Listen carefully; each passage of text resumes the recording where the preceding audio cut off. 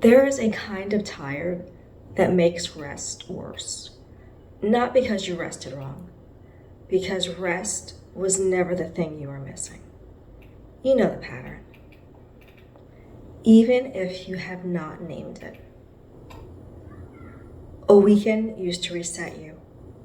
A real one would buy you a whole week. Then it bought you a few days.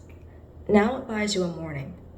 By Friday night, you are already doing the math on how little of the weekend you will actually get to feel before Monday takes it back. And somewhere in that calculation, rest stops feeling like relief. It becomes a countdown. A short window before the life that emptied you comes back for the rest. So you do the thing. You sleep in, you cancel the plan, you order the food. You put on the outfit that is technically pajamas, but over time has become a lifestyle. And for a few hours, you feel a little better. Not good, better. There's a difference. Then the email comes, or Monday comes, or the same version of your life walks back into the room. And the heaviness is already there, waiting like it never left, because it did not. Here's the part nobody tells you. The feeling is not proof you rested wrong. It is information. And most women are reading it backwards. When rest stops working, we assume the problem is the rest. Not enough of it. Not the right kind, a long weekend, a real vacation, a better routine, more water. And yes, drink the water. I am not anti-water. But water cannot fix the life that keeps asking you to leave yourself behind. So I want to give you something more useful than another nap. I want to give you a way to read what your rest is actually telling you. I'm Ayana, and this is Operation Get Hot. And this is where I want you to stop watching how tired you are. Start watching what comes back. I call it the return test. And the first thing to understand is this. Rest is not always the cure. Sometimes rest is the test. You have been using rest to fix the problem. Rest does not always fix the problem. Sometimes rest removes enough noise for you to finally see what the problem is. You take the demand off. Properly, for real. Not performing rest while mentally reorganizing your life. Not lying on the couch while your brain quietly runs payroll for everyone else's needs. Actual rest. And then watch what comes back online when nothing is asking anything from you. Because what returns and what does not tells you what you are dealing with. There are 3 readings. They can tell you exactly what you're going through. They can feel similar from the inside, but they are not the same. And they do not have the same answer. Reading 1. Sometimes your energy comes back. And that really is the whole story. You sleep, you eat something with actual nutrients. You stop treating your nervous system like a group project with the internet. And suddenly, there you are again. You want to do your life. You have opinions, you have humor, you have interest. You have enough of yourself back to reorganize yourself. That was tired. Tired is honest. Tired has a clean request. Rest. So take the nap. Close the laptop, drink the water. Stop doom scrolling for a diagnosis when your body has been filing the same complaint for 3 weeks. But after you rest, watch closely, because for a lot of women, the energy comes back before the self does. Reading 2. Your energy comes back. The rest of you does not. This is the one women miss, because on paper, you are fine. You are rested. You are functional. The tank is full. But watch what did not return.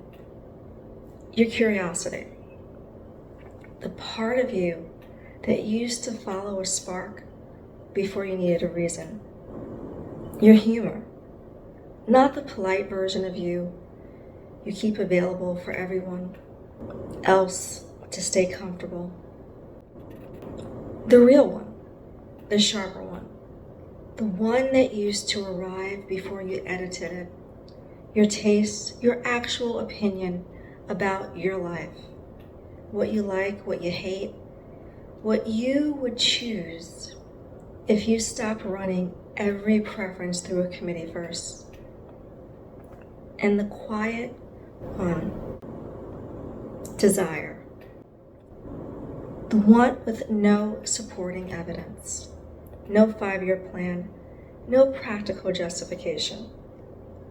The thing you want because some honest part of yourself still wants it. If your energy came back, but those things did not, you may not be tired. You may be missing. Something has been overridden long enough that rest can restore the body, but not the self. You slept. You recovered. You became functional again. But the woman who used to want things, notice things, laugh at things, choose things, she still did not come back all the way. The machine came back online. She did not. That is not a sleep problem. That is an alignment problem. Reading 3.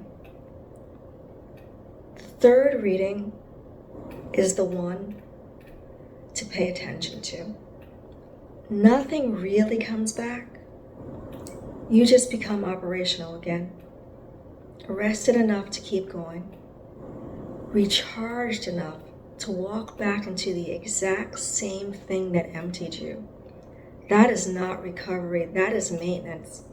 That is topping up the tank on a life you are no longer sure you want to keep running. And here's the tell. After that kind of rest, you do not feel restored. You feel ready. Ready to answer the emails, ready to resume the role, ready to carry the thing, ready to be useful again. But ready and restored are not the same feeling. Restored has you in it. You. Ready is just availability. Now I want to tell you why this happens. Because once you see the mechanism, you can stop blaming the rest. When you rest, the demand stops. That is all rest does. It takes the ask off the table. And in that gap, when nothing is pulling at you, parts of you start coming back.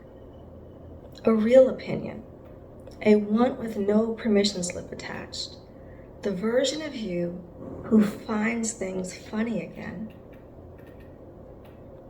You feel her on a Saturday, faint, but there.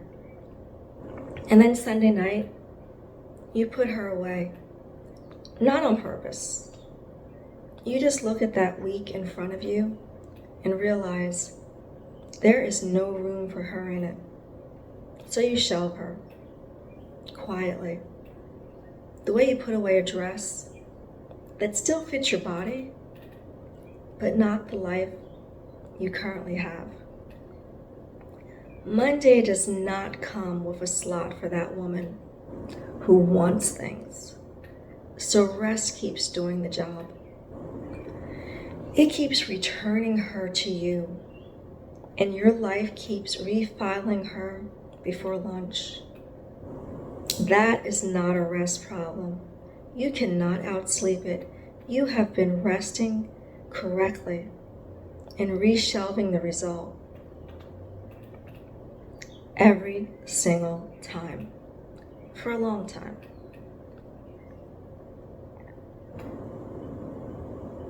I called it tired because tired was easier. Tired had been an acceptable answer. Sleep more. Do less. Take a break. Get through the week. But the breaks keep ending, and I kept returning to a life where I felt strangely absent. That was the part I had to stop explaining away. I had spent years resting around a signal instead of reading it. I was not just tired, I was years behind on myself. This kind of tired hides because it does not look like a problem. It looks like a woman who was handling it. Responsible, capable, organized, praised, needed. Impressive on paper and missing from her own life. You can be fully rested and still resentful. You can be recharged and still hollow. That does not make you ungrateful. It means you got very good at maintaining a life that no longer tells the truth about you. And because the body keeps the score in places you can see, eventually you go looking for the problem in the mirror. The flat eyes, the skin that reads tired no matter what you put on it, the face that looks rested but not returned. So you buy the serum, you upgrade the routine, you treat a life problem like a skincare problem, because skincare has a checkout cart and the truth does not. And listen, I love a serum, but a serum can make you look rested. It cannot make you look alive. Those are two different faces, and only one of them is for sale. The glow everyone is chasing is usually just a woman who stopped leaving herself out of her own life. If this is landing, type return in the comments, not because I need a roll call, because I want to know who is starting to watch what comes back. I want to know who's coming back, not just what wears her out. Now stay with me, because this is where it gets useful. Here is a clue most women misread. You have stopped fantasizing about more. You have started fantasizing about less. Not a bigger life, a quieter one. A hotel room, an empty house, a different name on the coffee cup. 5 minutes where no one needs anything from you.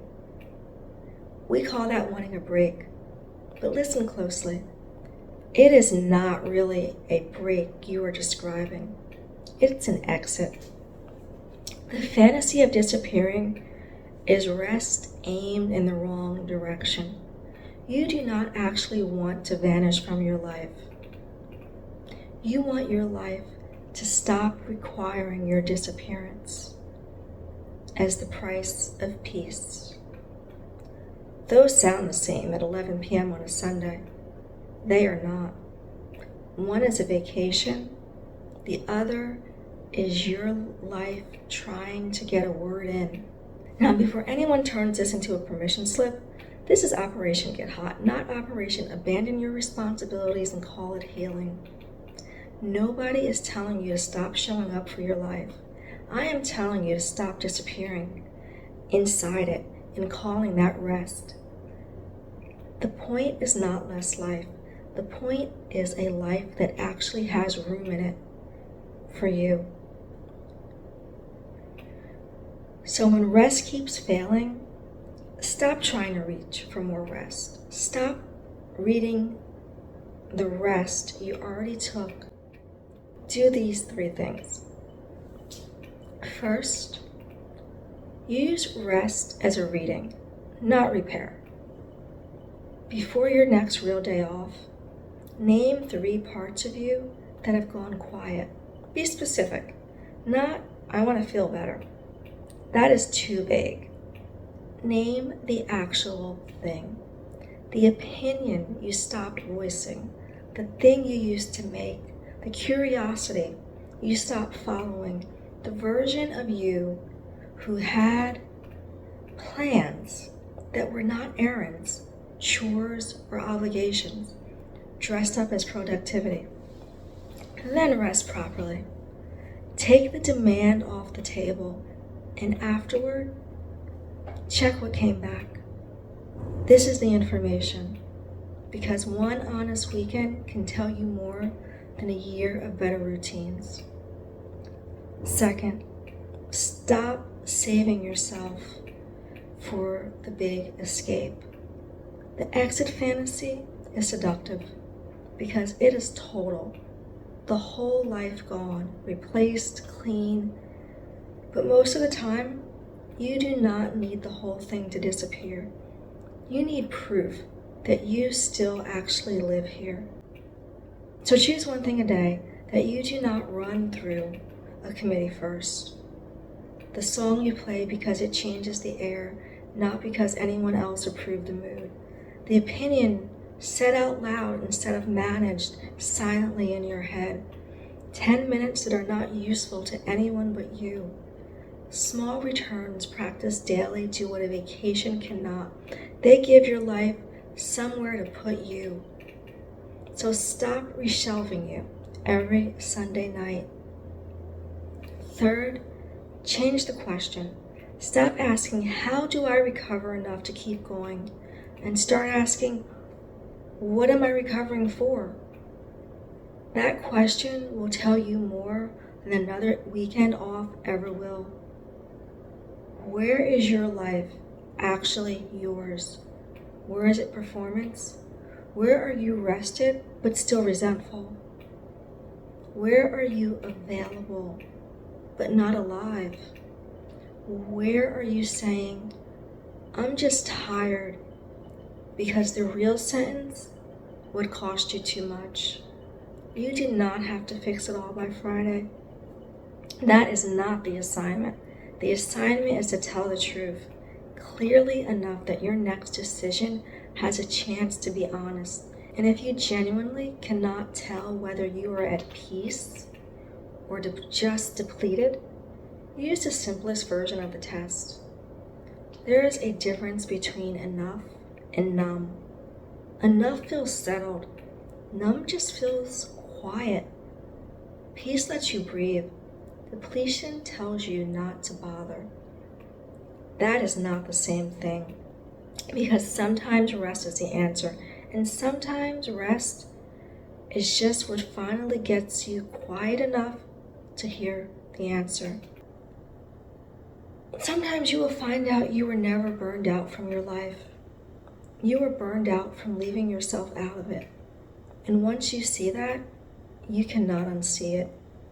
Inconvenient, but useful.